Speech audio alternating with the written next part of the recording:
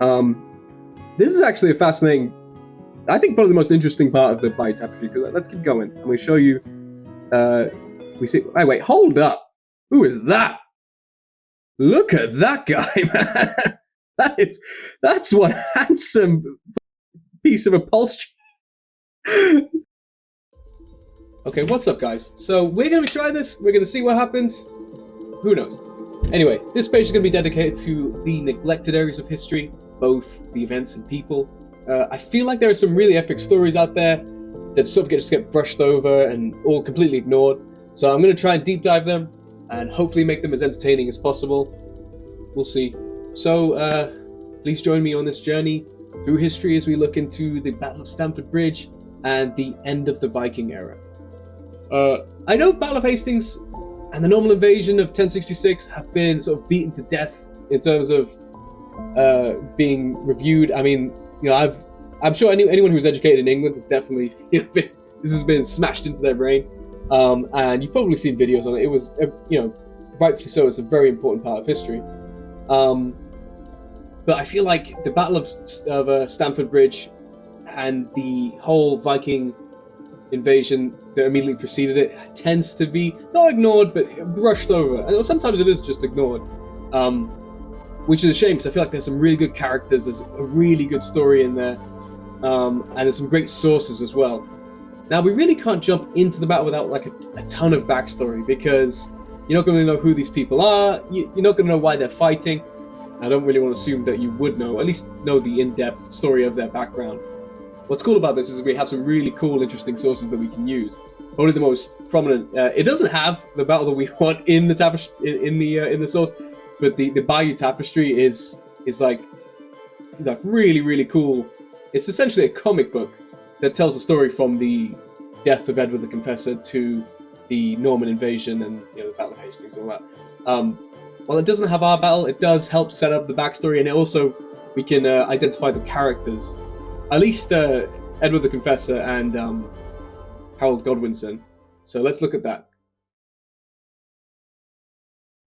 Okay, so first up, let's establish the main characters in this story, and I think we need to begin with Edward the Confessor. So obviously this is the actual Bayeux Tapestry. It's 1,000 years old, and we're gonna zoom in right here. This first, it's the number one. This is the Edward the Confessor. This is the first image we see of him. It's like the first, I guess it is the beginning of the story, because this is him.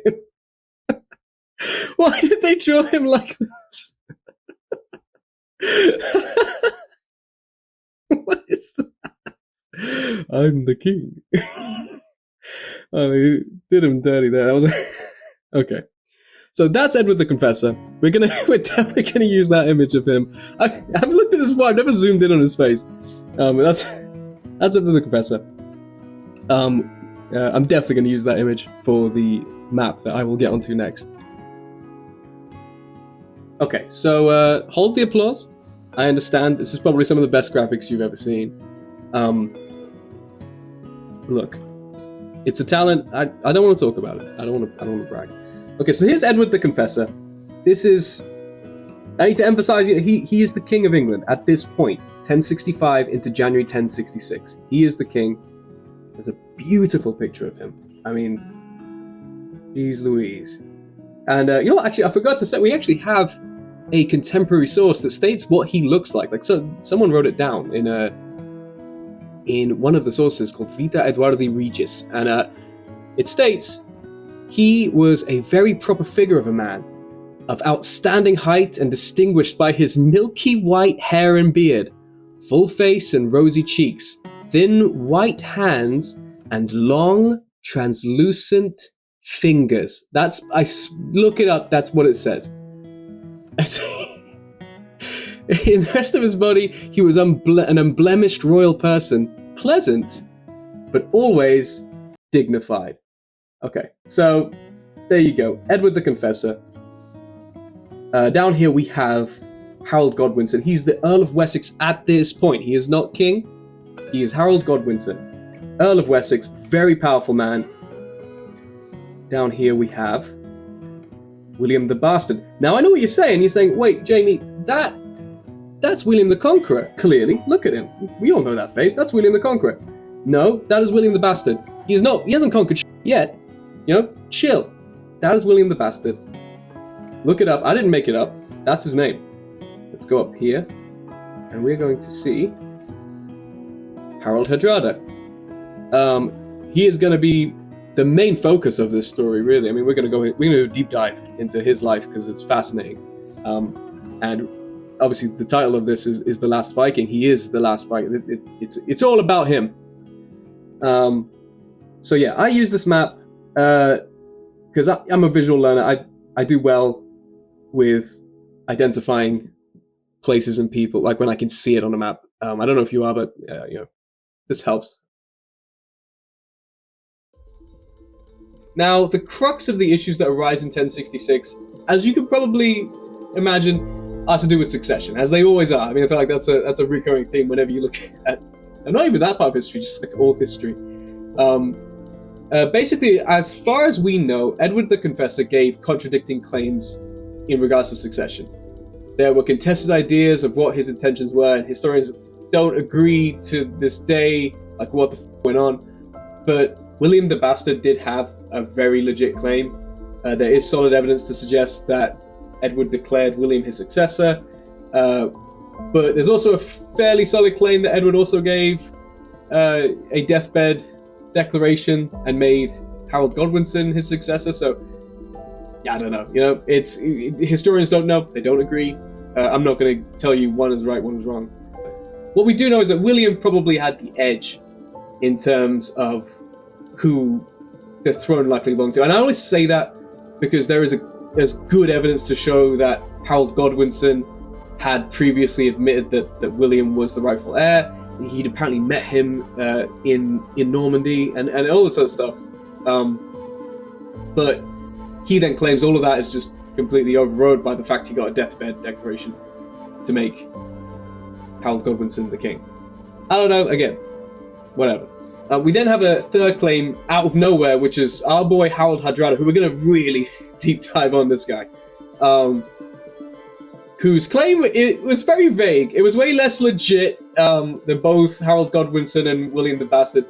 It's essentially based on some complicated historic ancestral agreement. Harald Hadrada initially had no intention of invading 1066. He was later convinced, which we will get into. It's a whole thing.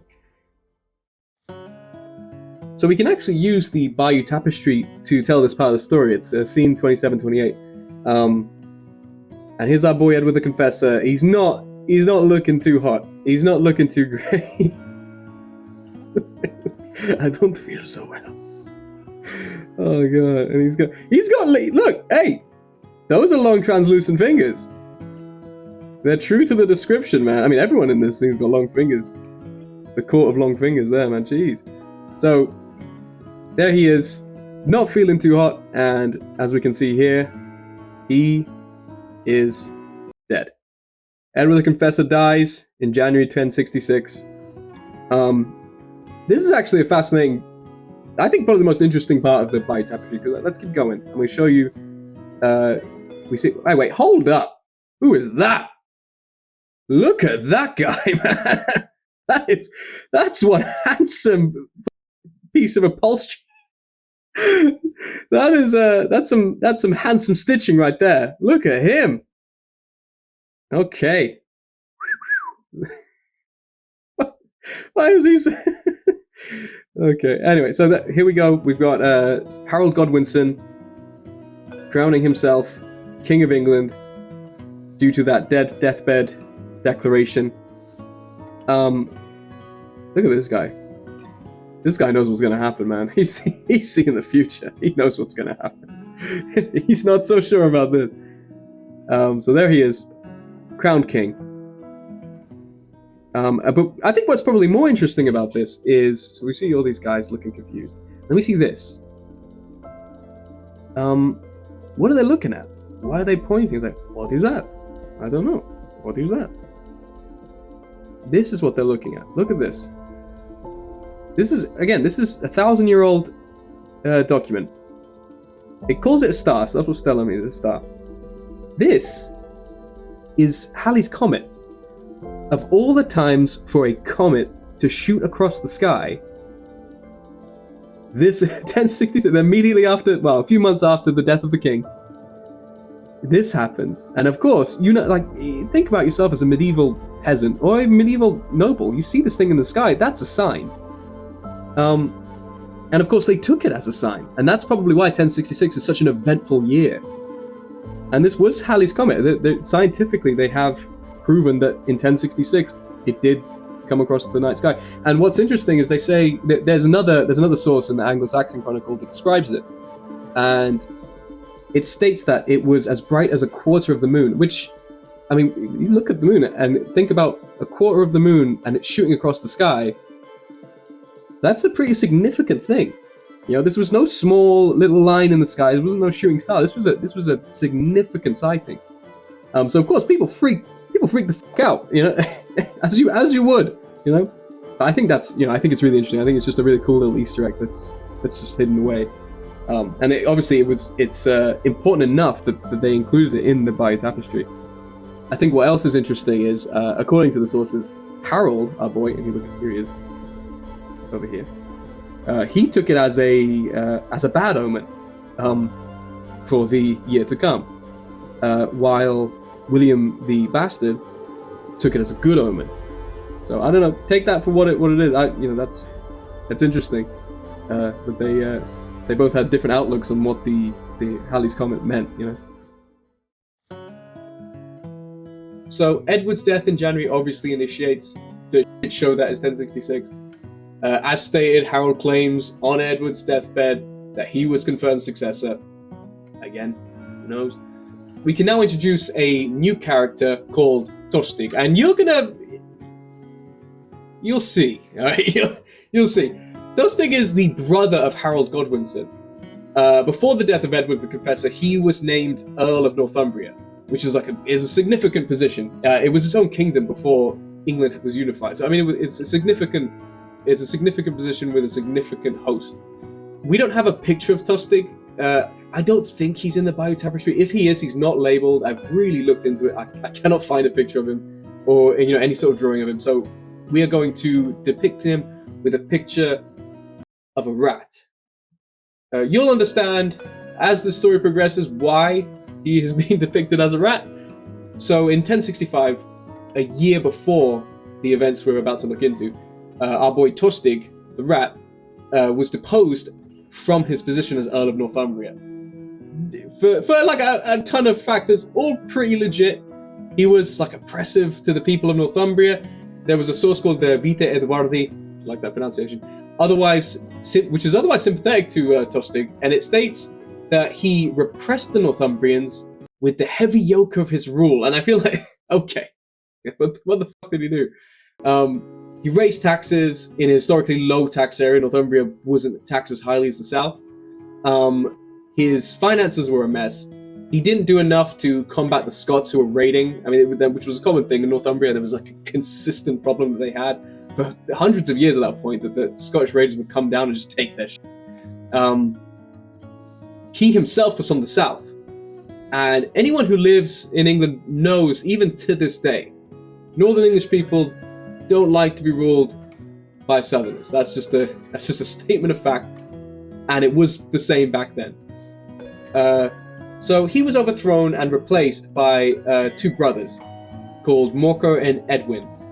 Edwin was the Earl of Mercia, which is it's a neighbouring territory in the Kingdom of England, which is also very powerful. He helped facilitate the replacement of Tostig. The Northumbrians liked them. So that's why they were very sympathetic to Morcar and Edwin. So basically what happened is they kicked him out of Northumbria. Tostig ran south crying like a little bit. Meanwhile, Harold Godwinson, Tostig's brother, is doing everything he can to keep the Kingdom of England together, because he knows what's about to happen, right? I mean, he's very well aware that there are multiple claims to the throne. So he's going to do everything he can to keep Northumbria as a loyal part of England. So what he does is he agrees to the terms of Morcar and Edwin, who essentially say that they want to get rid of Tostig, they want him exiled, and his own brother, Harold Godwinson, is like, I mean, I don't know what to do. Okay, get the fuck out. Kicks his own brother out of the country. Tostig was, obviously pissed, and as I'm sure you know, desperate for revenge. And this will come full. You'll see by the end of this what happens. So Tostig runs away to mainland Europe after Edward the Confessor dies, and Harold, claims he is the king.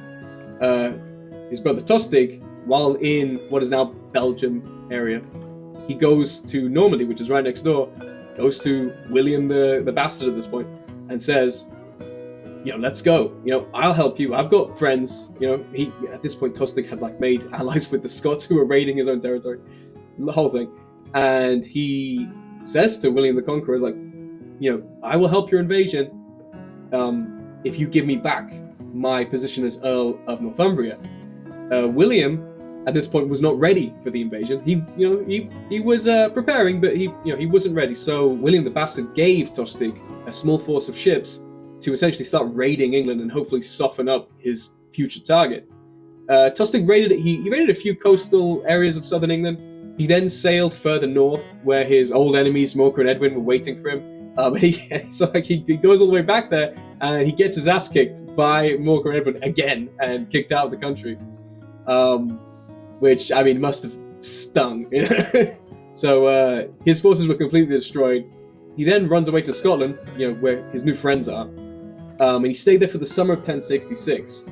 He then finally makes the faithful choice to sail to Norway to convince Harald Hadrada, who, again, had this very sort of convoluted claim to the Kingdom of England, to invade. And he did this because he wanted that, sweet, sweet revenge. He really fucking hated Morcar and Edwin at this point. He really, really wanted his revenge, and he wanted his position back as the Earl of Northumbria. And Tostig goes and befriends his brother's two main enemies, and this helps give him the distinction of a rat, and that's why he is being represented as one in this video. So in late summer 1066, we have Harold Godwinson moving most of his troops south in preparation for the invasion by William the Bastard, which was going to happen any day now. And we can use a Bayeux Tapestry for this. It's scene 37. And here we can see, I read some notes on this exact scene, and it said they're carrying chainmail, which I didn't realize was so heavy, required 2 men. They're carrying weapons, obviously, and then the other thing they specified that they're carrying is wine. So this guy's just carrying a barrel of wine, and they were just getting drunk. I think that's what them and the boys waiting for the invasion, just getting drunk. What is this? That's just another big barrel of wine. They were just getting wasted. Look at these guys. Oh my god. Why do they do this? I think, you know what? I'm thinking we forget the video. We're just gonna go through this and make fun of the way people look. I think that's what we're gonna do. I think that's that'll make for a more entertaining video. Look at this guy. Okay. Alright, I'm done. I'm done. It was in September-ish of 1066 that Harold receives word that an invasion did indeed occur, but not by the Normans, by the Vikings, all the way up north in York. This guy, he doesn't get, couldn't have gone worse for him. And what's worse is right alongside the invading Viking army, his brother Tostig, the rat, facilitating the whole thing, A little. Before we get into the events of the battle that is about to commence, let's take a deep dive on Harald Hadrada. I'm gonna really, because he has such an interesting life, I'm gonna do a legit, as much as I can. I can't go into every single detail, but I'm using the highlights here, and it's still gonna take a while, so just bear with me. So he was born in 1015 in a place called Ringerike. Listen, I don't speak any Scandinavian language. I'm gonna butcher some of these names. I can only pray that you'll forgive me. I'm sorry. can't do it. Ringareiki. I'm sure one of those is correct. He was the youngest half-brother of King Olaf II. He was said to be rebellious and violent, which you will see is a theme throughout this man's life. Right? When Harold was 13, Canute the Great, who I kind of wanted to go into Canute the Great. He's such a backstory, but I don't know like how far do I go back. It's comment below if you want me to do a thing on Canute the Great, because he had a whole other thing. He had a whole thing going for him, and again, an interesting story. So Canute the Great, whilst Harold is 13, invades and takes over Norway.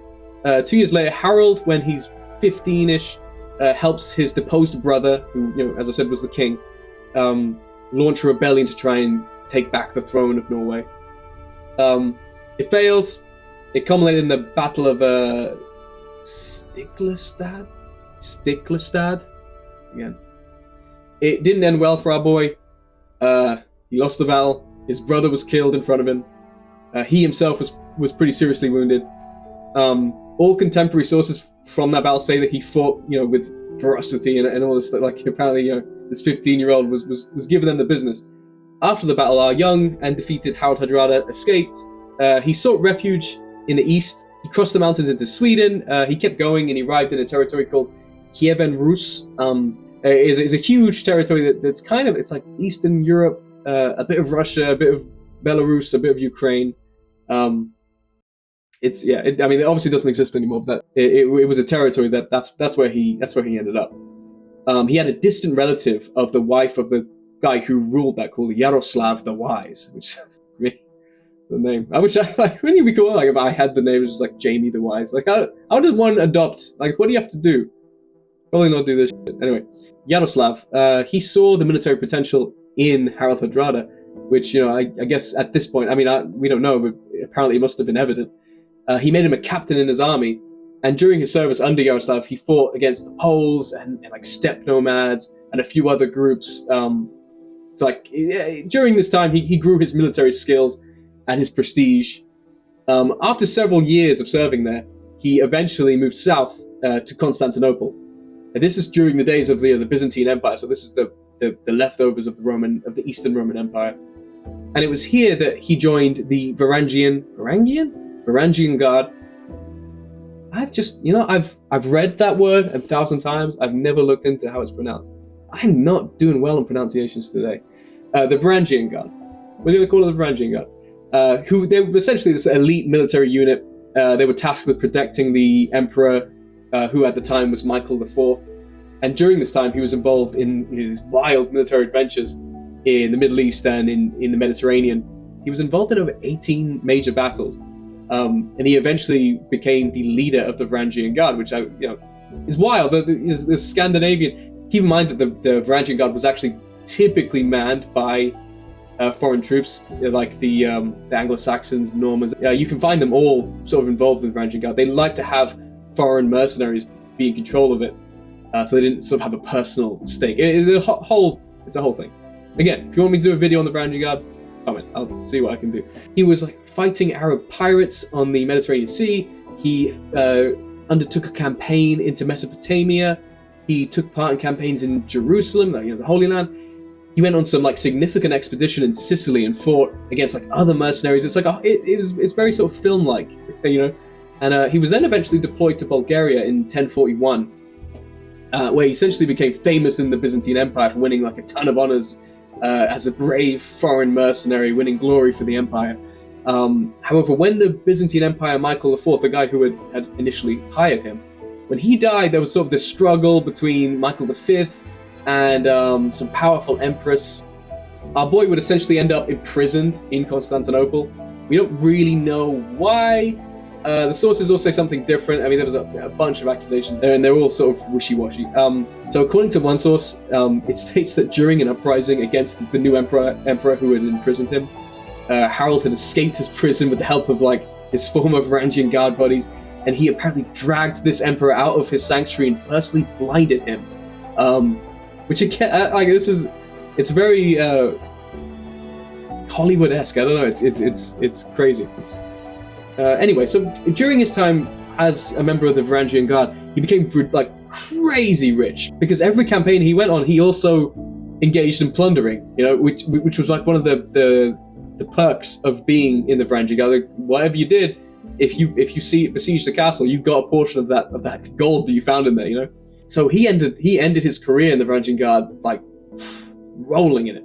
So after the whole thing where the blinding and all that stuff, he had obviously left Constantinople. He went north, which is where he found out Canute the Great had died, which meant Norway, his old homeland, was somewhat fresh for the taking, because Canute the Great's kids had essentially abandoned Norway. They weren't interested in trying to keep it. And what happened was essentially Harald's illegitimate nephew is the one who became the king of Norway. We have a picture. We have a picture of Malcolm. What is happening? This is him. That's Malcolm. I don't know what they were thinking. What was going through their heads when they made these pictures? Anyway, back to the story.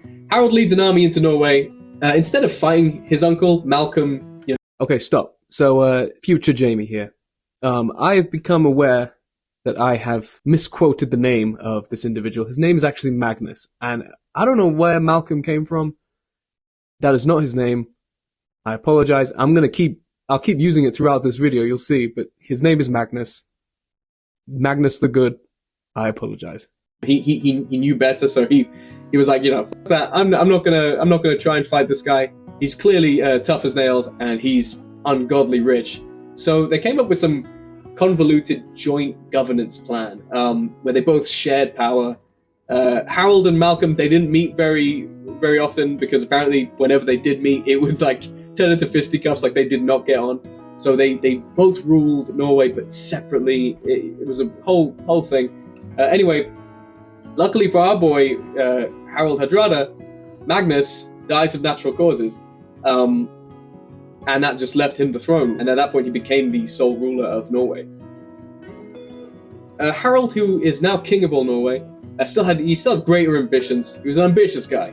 He wanted to recreate this North Sea Empire, which is something that Canute the Great had done. This would mean that he'd have to invade and take over Denmark, which was actually ruled by one of his former allies called Sweyn. Sweyn. He started his campaigns with a bunch of raids. He plundered and burnt places like Jutland and Hedby.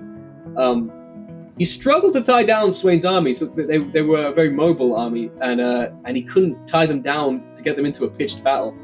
So at one point, Harald Hadrada had cornered a portion of Sweyn's army, and they were so terrified of Harald Hadrada that loads of them just jumped into the sea to try and get away from him, and half of them drowned or froze to death. I mean, he was apparently a scary, intimidating guy. So anyway, the frustrated Harald Hadrada, he couldn't fully conquer Denmark because he couldn't tie down Sweyn's forces into a decisive battle. So eventually he convinces Sweyn to meet Hadrada in a set place, meet me at after school in the park kind of thing. So we're meeting here. This is where the battle will take place. This will dictate who will become the king of Denmark.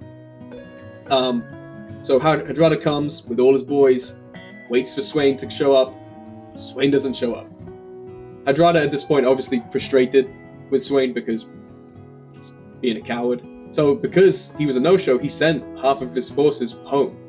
And once, half of Harald Hadrada's force was in ships and far enough away, guess who shows up? Sweyn shows up with 300 ships, and that's when he's acting like Mr. Big Dick. So anyway, a bloody battle ensues between Sweyn and the undermanned Hadrada, who was still there with some of his men. But yet our boy, Harald Hadrada, still manages to win. He still manages to defeat Sweyn, even though he's significantly outnumbered. He killed a substantial number of Sweyn's troops. So Sweyn retreats, and he does get away with a fairly significant number of his troops to keep his army intact. At this point, Harald Hadrada, he's exhausted. He's been fighting this guy for years. He can't tie him down, so he accepts that it's not going to happen. He sues for peace, and they essentially came to an unconditional peace agreement. It's worth noting at this point that I've been using Harald Hadrada as if it's his birth name. It's not. His name is Harald Sigurdsson. Hadrada, the word, it literally means hard ruler, which you'll understand why he gets that name with the following. So after Magnus had died and Harald Hadrada becomes the sole ruler of Norway, he centralizes power, and he essentially rules with an iron fist. He became like an absolute monarch. He terrorized farmers. He believed who were like shorting him on taxes. He had some opposition from the pre-existing aristocracy in Norway, especially in the north, they sort of enjoyed some autonomy. They had lower taxes, and the north was ruled by a guy called Einar. I'm not going to embarrass myself. So to emphasize Harald's fierceness, Einar, this northern noble, comes all the way down to Harald Hadrada's court, and he brings with him 500 men, and he does this in an attempt to intimidate Harald Hadrada. It was essentially Einar saying, don't mess with the status quo, and don't micromanage my rule in the north. And Harald, I'm sure throughout the story you've noticed that he's a violent man, I mean, to say the least. So I want you to take a second and have a guess as to what his response to Einar was. Yeah, it was essentially, he just murdered him. Like straight up. Einar comes down, acting, Mr. Tough Guy with his 500 boys, and Harald Hadrada just kills him, murders him then and there. While this does encapsulate his governing style, and it was absolutely brutal, it did cause issues with the other aristocrats in Norway. They were sort of like, holy shit, I mean, he's just out here murdering people. And at one point, the other aristocrats throughout Norway, they didn't even discuss civil war. Hadrada somehow, we're not really sure how, managed to negotiate with these guys and be like, I promise, I'm not going to kill you. Just, look and learn. Like, see what happened, okay? Take this as a lesson. Don't mess with me. Is essentially what he did. And it did actually allow for some pretty legitimate stability in Norway for a good amount of his rule.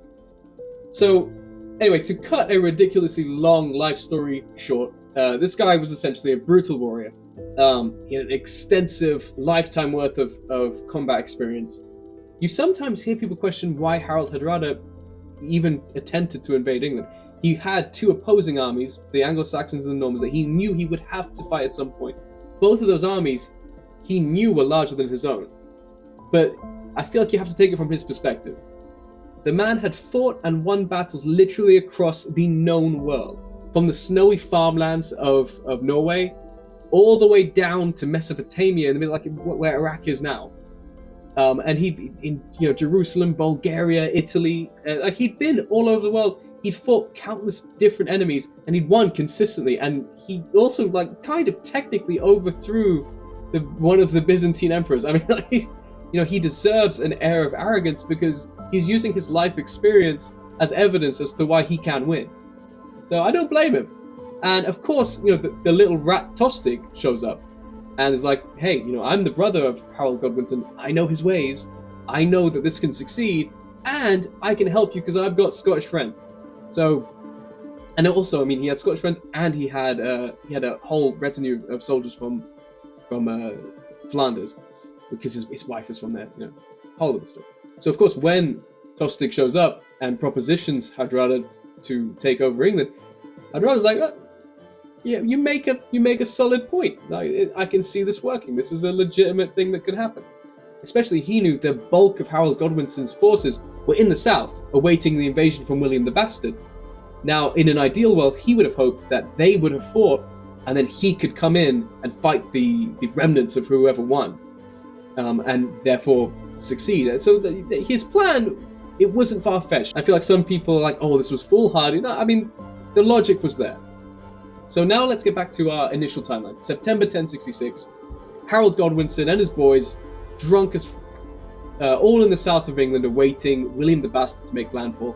And at the same time, Harald Hadrada and that little rat Tostig have assembled 300 ships and 9,000 Vikings, and they've sailed to England at the Humber Estuary, which is essentially the mouth of the river that will get them to York, which is where they're trying to go. That's where they met up with the retinue of soldiers that Tostig had assembled, the Scottish and the Flemish. And from there, they sailed up the River Ouse towards York.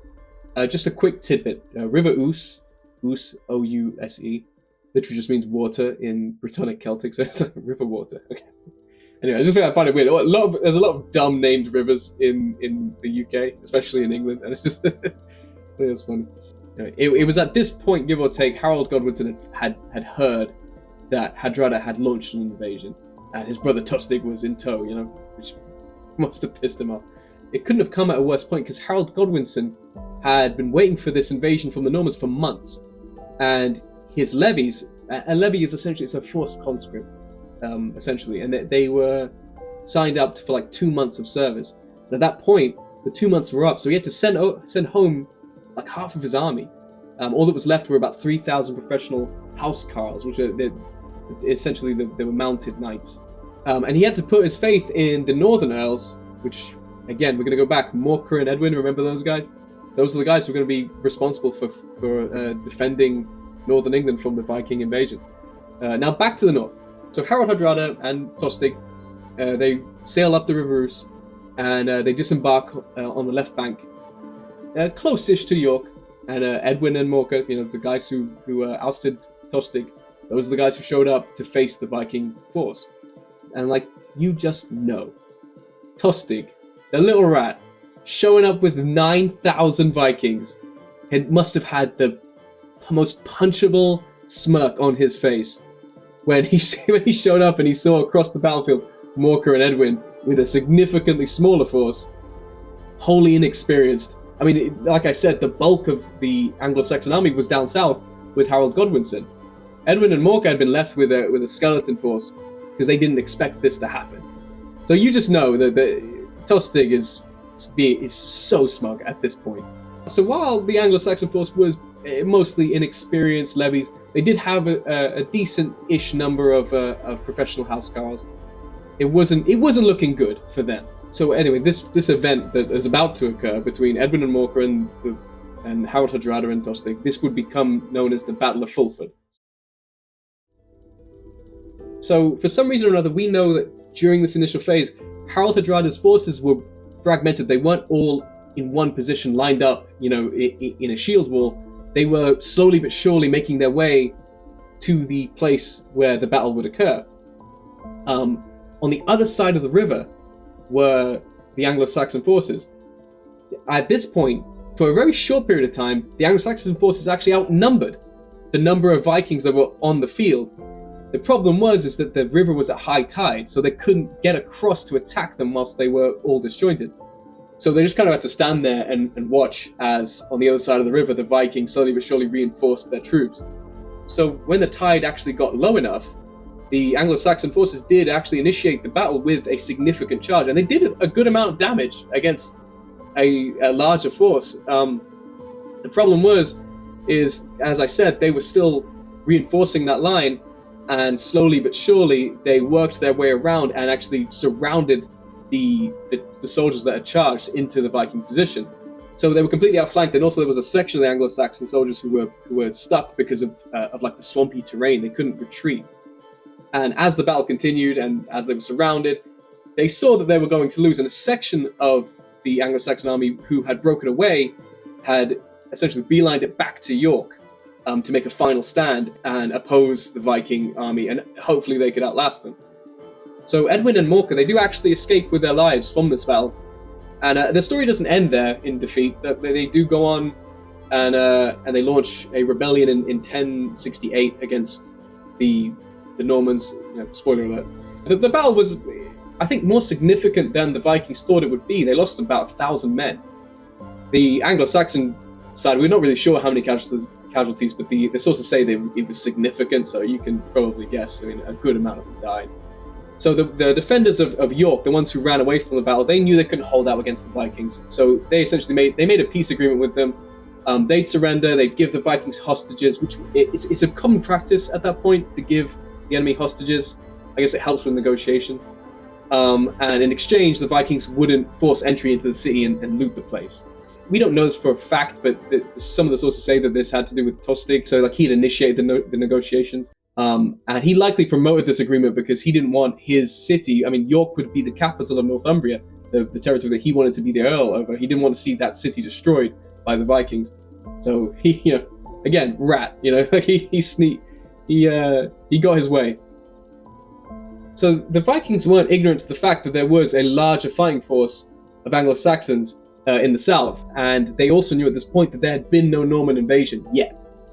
So they were well aware that now a large Anglo-Saxon force would be heading north, and rather be forced into a siege situation in the walled city of York. They knew that their chances were way better out in the open field. So they moved 7 miles east to a place called Stamford Bridge, which is the name of the battle, as I'm sure you can assume. So once Harald Hadrada and his Viking army sort of set themselves up in the area of Stamford Bridge, I mean, also a town about 60 miles away called Rikal, which is where they had all their ships, they had sent word to York demanding more supplies and more hostages. So they were sitting there waiting for these hostages to come. Now, only 5 days had gone by since their victory against Edwin and Morcar at the Battle of Fulford. It would take weeks. Realistically, it would take weeks for Harold Godwinson to march an army from south of London all the way up to York. So right now, it makes sense that Harald Hadrada said, take it easy, let's chill, we'll wait for these new hostages and supplies to come from York. We don't need to panic, we've got time. It's gonna be okay. But wait, who's that riding over the hill? Oh, it's just Harold Godwinson with an army of 12,000 men. That's right, Harold Godwinson made the 185-mile journey in just 4 days of hearing of the defeat at Fulford. 4 days. He took the old Roman road known as Ermine Street, which is, for those of you who live in the UK, it's essentially the A1. Harold and his 3,000 housecarls, his professional knights, they had started north, and on the way they were calling on his levies. And they accumulated a huge force, 12,000 men, minimally. I mean, 12,000, some say it's up to 15,000. Now, I think we need to look at what an achievement this is. So here's a map. And this is what it would look like if we walked it now. Non-stop, day and night, no sleep, no time to eat. If we walked it today. Now, if you add in sleep time, you add in eat time, we'd be looking roughly, I mean, sensibly close to 5 days. Right? I mean, way over 4 days. Now, keep in mind, we're walking on modern streets with modern conveniences, and Harold Godwinson did it in 4 days with 12,000 men. Now, if any of you know of military campaigns, you know that moving a large force by foot takes a long time, but somehow he managed to do it in 4 days, a significant feat. So the Vikings were sitting there, relaxing, waiting for their supplies and extra hostages at Stamford Bridge. Now, the vast majority of them had left their armor and a lot of their weapons on the ships 16 miles away in the town of Rikal. This includes Harold Hadrada, who had a chainmail shirt that apparently went all the way down to his knees, that had never been pierced, and he had called it Emma. He had named his chainmail, which I think is badass. Only cool people name inanimate objects. And he'd worn it throughout his campaigns, across the known world. So that's the thing, the Viking force were very confident that they had time to relax. And instead of the rendezvous they were going to have with the townspeople to bring them extra supplies and hostages, they meet with a massive hostile army. So honestly, at this point, I would pay any amount of money to see Tostig's face. When he looks across the field and sees his brother there with 12,000 men, Harold Hadrada at this point, he knew he needed to act fast. His forces were scattered, disjointed in the meadow, so he ordered the majority of them across the bridge and to form a shield wall. According to Snorri Sturleson, again, bad pronunciation, I know. While he was organizing his men, he was on horseback, and his horse stumbled and fell. He quickly got back up and, continued to organize. But across the field, Harold Godwinson, the guy who he's about to fight, saw this happen. And we actually have a cool excerpt of the conversation that Harold Godwinson was having about what he had just seen. So Harold Godwinson says to his council, "Do ye know the stout man who fell from his horse?" And one of his council members replied, "That is the King of Norway himself." The English king then replies, "A great man, of stately appearance is he, but I think his luck has left him." And foreshadowing, I think. And that's the thing, it's so embarrassing to fall over. I don't know why, but it is really embarrassing to fall over. But imagine you fall over in front of 12,000 guys you're about to fight. Like, you're trying to act tough. And it's like, ah. So before the Anglo-Saxons launched their assault, a single Anglo-Saxon rider rode up to Harold Hadrada and Tostig, who were standing next to each other. So the rider directed himself to Tostig, and he said if he was to turn against Harald Hadrada, he'd be given back his title as the Earl of Northumbria. And Tostig, like the little rat he is, he gives a nonchalant answer, and then he asks this rider, well, what are you going to give Harald Hadrada in return? You know, he's launched this massive invasion. What does he get? And the lone rider responds in probably the most badass way. He says, 7 feet of English ground, or however much he needs, as he's taller than most men. Now, I don't know if you quite understand what he's saying here. You know, when you're buried at 6 feet, and he's saying, well, we'll give him 7 feet because he's a tall man. So when Tostig, the rat, asks, what is Harald Hadrada going to get from this negotiation? This Anglo-Saxon rider says to him, he'll get death, pretty much. So, Tostig refuses because he's a bit... and the Anglo-Saxon rider goes back to his men. Harald Hadrada, who was sitting there listening, and because he's an absolute alpha, he was impressed by this lone rider, talking shit. He asks Tostig, who was that guy? Like, do you know him? And Tostig has to turn around and is like, that was actually the king. It was the king himself. That's who that lone Anglo-Saxon rider was. Harold Godwinson had rode up to the Viking lines and just threatened Harald Hadrada's life. Wild. Absolute badass. Cool guy. Harald Hadrada left a small force on the western bank of the river and had his main force go across the bridge, as I said. And they got in their defensive formation.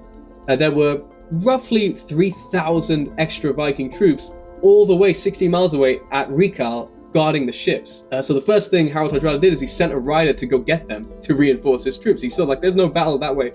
Like, this is where the main battle is going to happen. Get them here.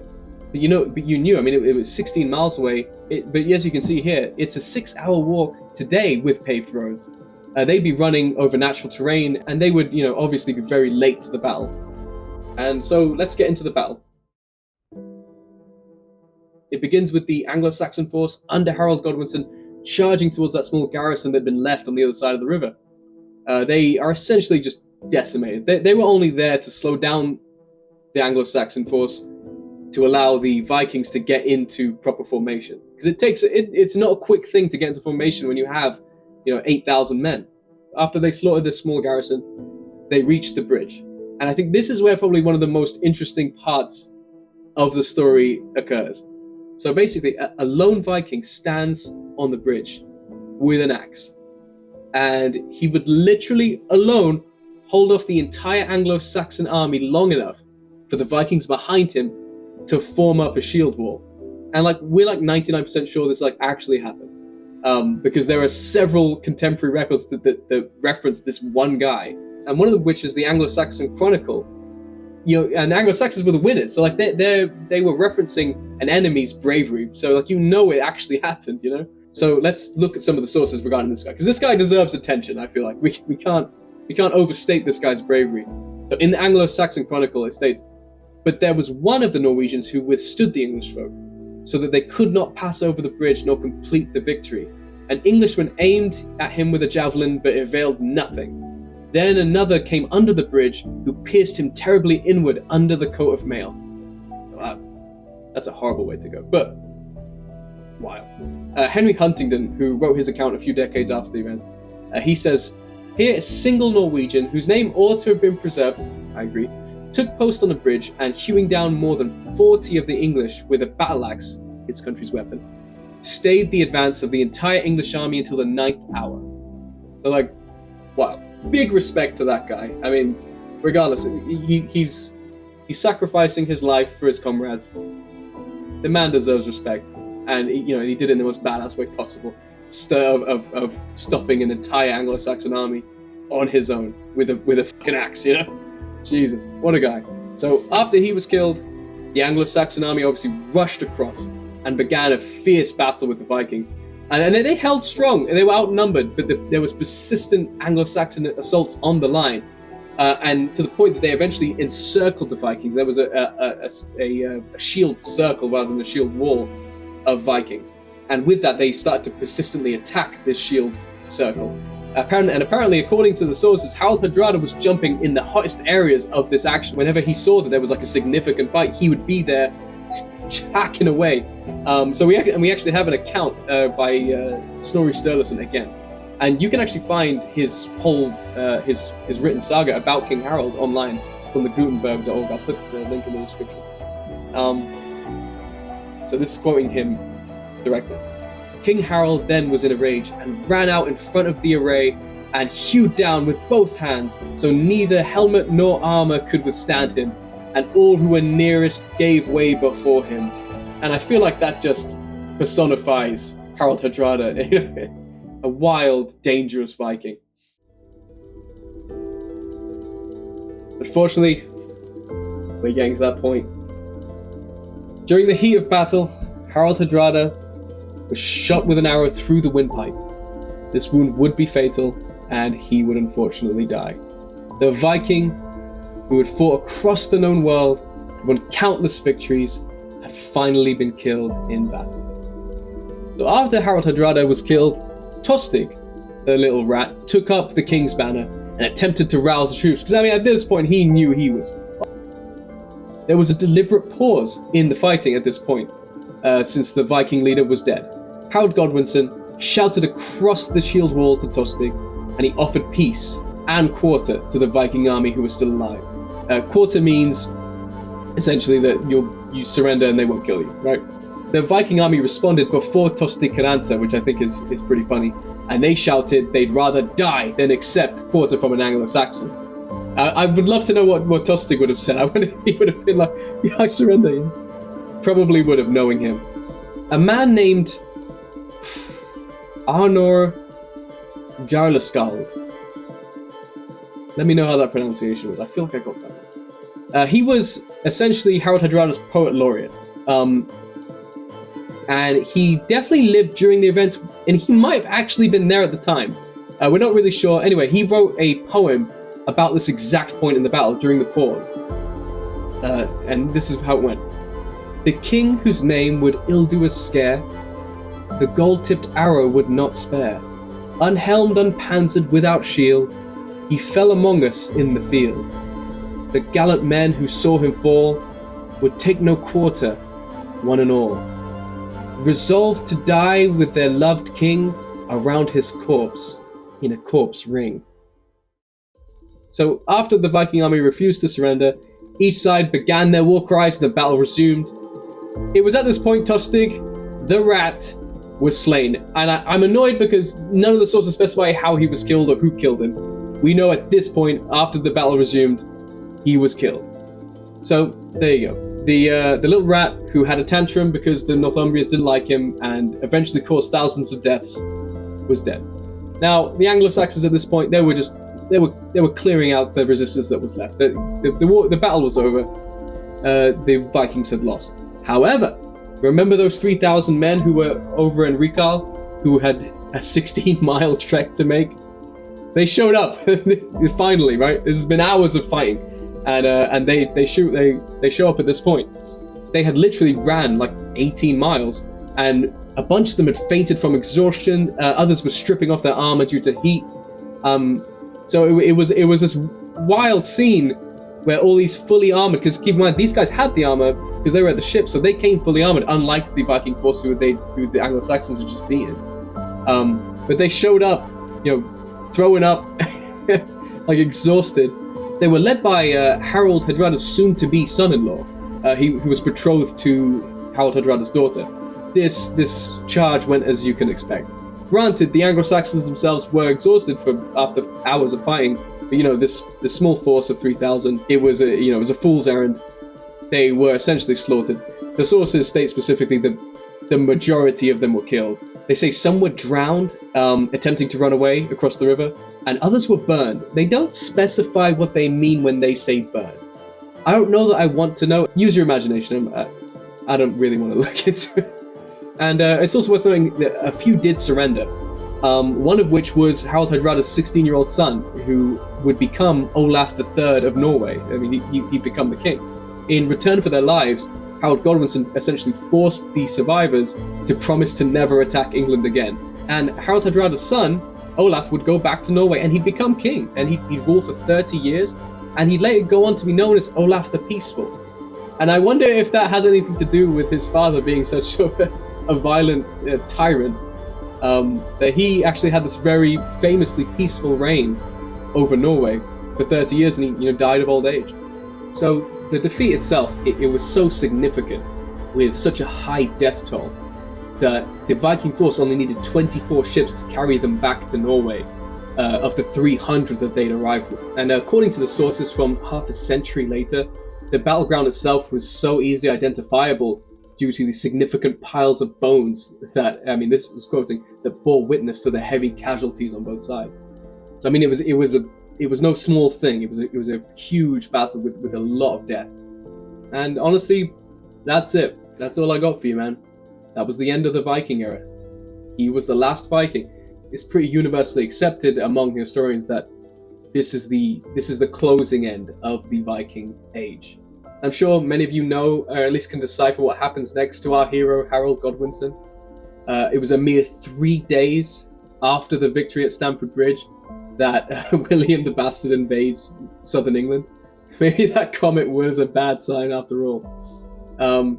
Honestly, we wish him the best, and I really hope nothing bad happens to him. All jokes aside, I hope you enjoyed the video. It went on way longer than I expected. If you're interested in me doing an episode on what happens next to our boy Harold Godwinson, let me know. The Battle of Hastings has been done a lot, but if you want to see my version of it, let me know.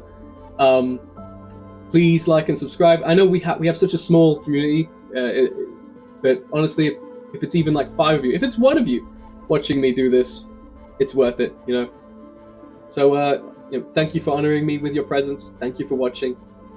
Take care of yourselves. Goodbye. Oh, I really hate our stick.